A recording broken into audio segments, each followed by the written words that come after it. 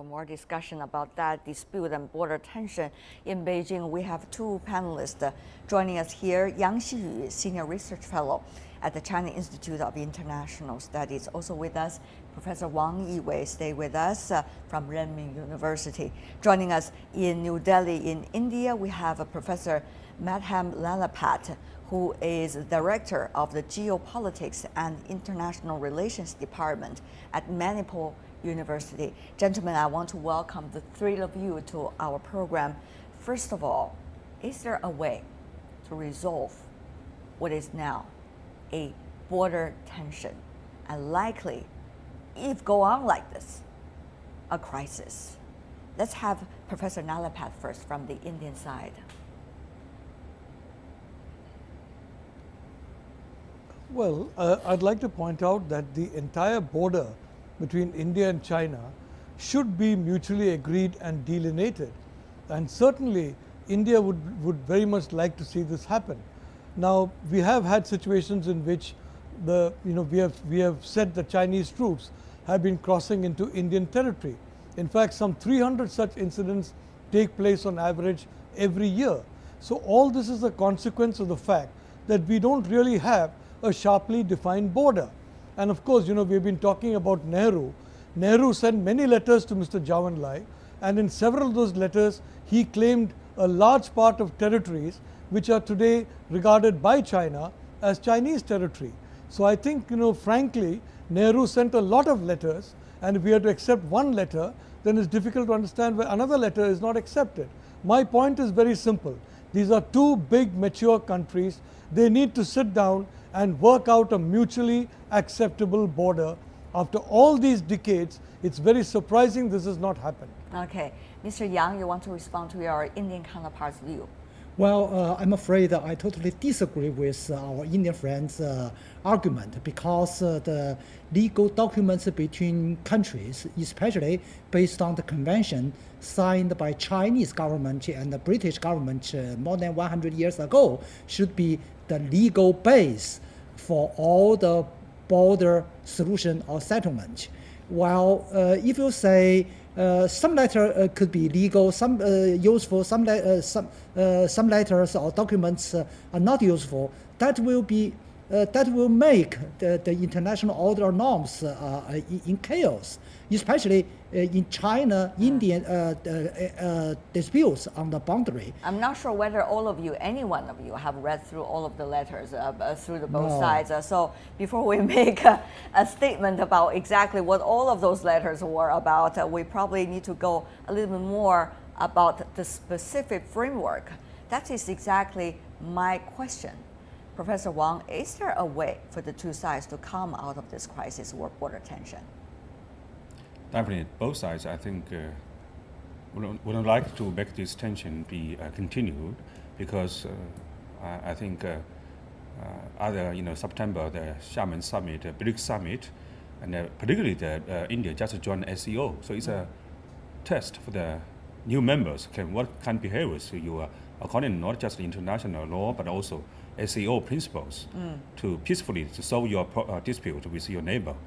India actually, to be frankly, the problem, of course, you cannot just blame either side. It's because of the British colonist period, and the Indians considered is the successor of all the India subcontinental and the Indian Ocean. This makes the Pakistan and even Nepal and other India's neighborhoods complain about that. So India has territory dispute with nearly with all the neighbors, not just with China. So that's a big burden of the British colonist period. But so far, I think the Indian side should recognize that today's world is not the success of the colonialist period. I see. Before we go to that part of the regional issue, let's keep on focusing on this specific one. Professor Nalapat, it is no secret that China and India have been working on the border discussions and negotiations for decades. There are high times and there are low times. There are successful times, there are disappointing times. So the two sides have to, in a way, over the process of time, come to certain kinds of unspoken consensus. That is to let the discussion go on while at the same time try to observe the bottom line of one another, and not to destroy or try to, in a way, blur some of the already mutually agreed or mutually abide by principles, or at least a consensus. So will this specific event be just one of those hiccups? Or will this specific event really sour the whole relationship, which is not sensible, I guess, for both sides to do? Professor? No, I fully agree it's not sensible for India or China to have a bad relationship, but I simply want to point out that this particular piece of territory has a different significance to India than it does to China. India is a friendly country, so there's hopefully no question of any kind of a war between India and China. Now this territory, from the Indian side, if any military controls this territory, it can very easily break what India calls the chicken's neck. That's a very narrow area of land which links the entire northeast of India to the rest of India. It can create a situation in which Sikkim is threatened, and of course Bhutan is under very heavy pressure. From the Indian point of view, militarily, this is a very important piece of land. Right. So it is from that context, very frankly, that I believe that India is taking the stand. From the Chinese point of view, I don't believe militarily this is as important as some of the areas in the west and some of the areas in the east, because after all, this is a friendly neighbor, and frankly, after that unfortunate situation in '62, we have lived in complete peace. From our side, this territory is important because through that territory, the chicken's neck can be cut in a matter of 24 hours. I see. Well, understanding the concern of the other side is the very start of having any dialogue and any discussion. That is exactly what we are doing right here. So, Professor Wang, after learning what Professor Nalapat has argued, what do you make of the reasoning of Professor Nalapat's words? Firstly, India is very sensitive to China and its neighbors. We should understand about that psychology. But, importance is another thing. Principles, law is another thing. You cannot say that because it's the chicken of net, and then so we can do something and violate the principles and change the status quo. Even Indians make the Bhutan as Sikkim, and Sikkim be part of the India. So China didn't recognize as the territory of India.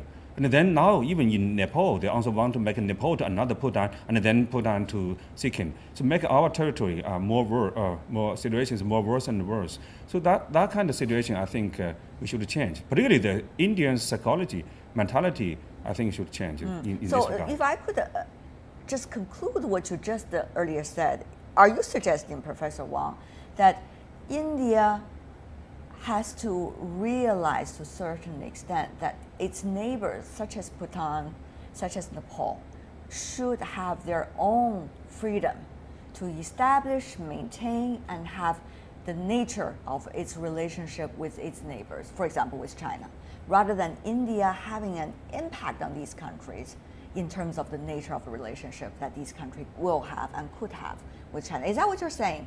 Yeah, because of the 1962, the border conflicts, the memories is a burden of the India. So India very worried about China will take the opportunities of the high ground and then invade India, so they kick the chicken of the net. But I don't think this is Chinese behavior or Chinese intention. So I don't think the India will worry about it so much, too sensitive to that geography of the importance. So Professor Nalapat, what about that argument? I mean, on the one hand, there is sensitivity for any culture, any country.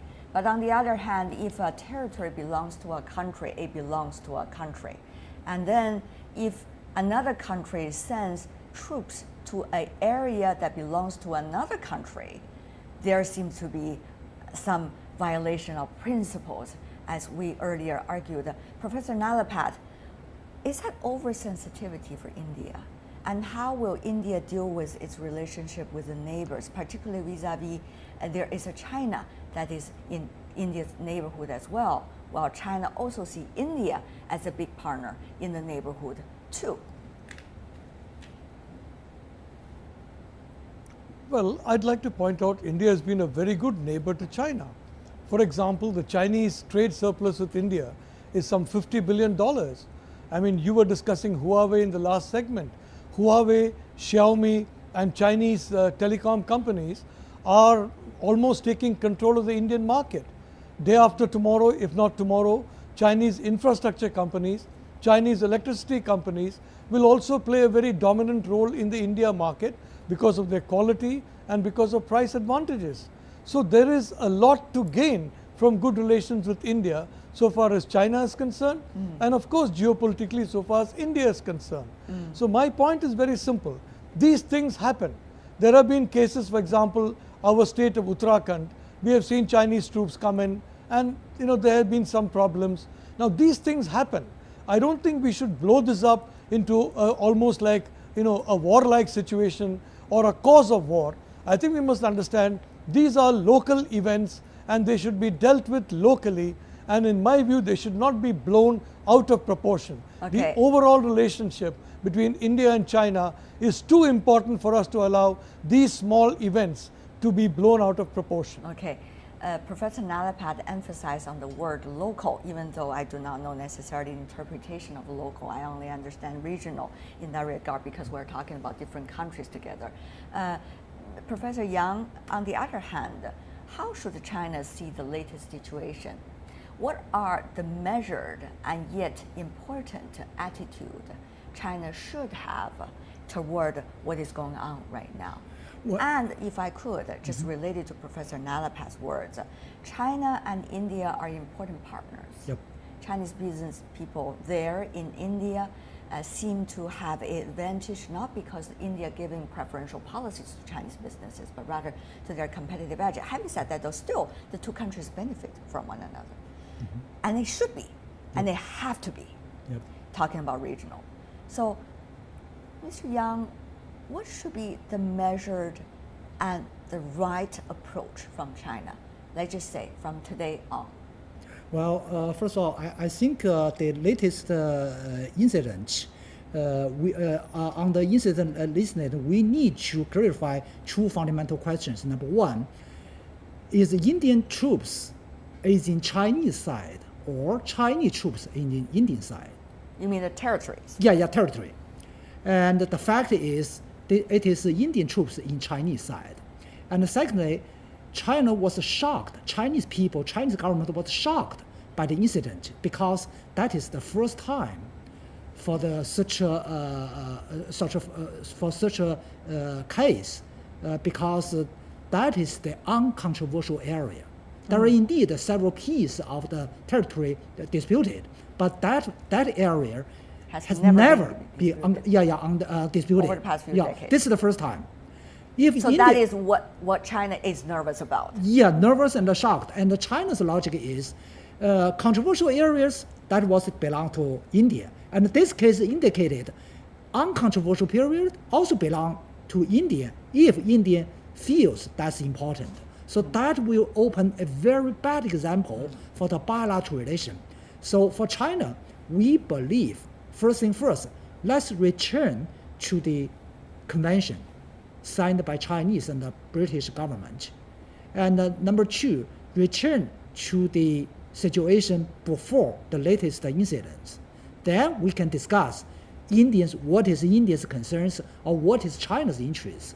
But it's interesting when you say this because principles are principles. If territories are territories, if every time when there is violations of territories, you go back to the negotiation table and talk about the principle once again, that seems to be not the principles that we're talking about here, Mr. Yang. What exactly are you suggesting here? Well, I think we need to return to the legal arrangement. This area has been set by a mutually accepted legal arrangement. Okay. That's the fact. So return to the facts, and then we can discuss all issues through the table, rather than touch this issue by two militaries. All right. Before we go, Professor Wang, there are so many things related to this. For example, this thing happened when the Prime Minister of India just visited the United States. And this also happened not far from the G20 summit. This also happened just a few months before the BRICS summit. This also happened right after India got the membership of the SCO. So a lot of a coincidence seem to be over there. I'm not trying to suggest anything. I'm just saying under these big circumstances, how should China and India approach each other from now on this issue and many others? Professor Wang, I only leave you with 30 seconds if you can. This is a huge topic, but Professor Wang, please help me. I think India is an independent country. We do not trust that India will be used by the United States to want to do something contain China or make trouble for China's territory. So we hope our friendship will continue not to be impacted by this incident. So India will return of that. We hope that will be the case. For now, I want to thank the three of you, both from China and India, Madhav Nalapat, Wang Yiwei, Yang Xiyu. Thank you so much, gentlemen.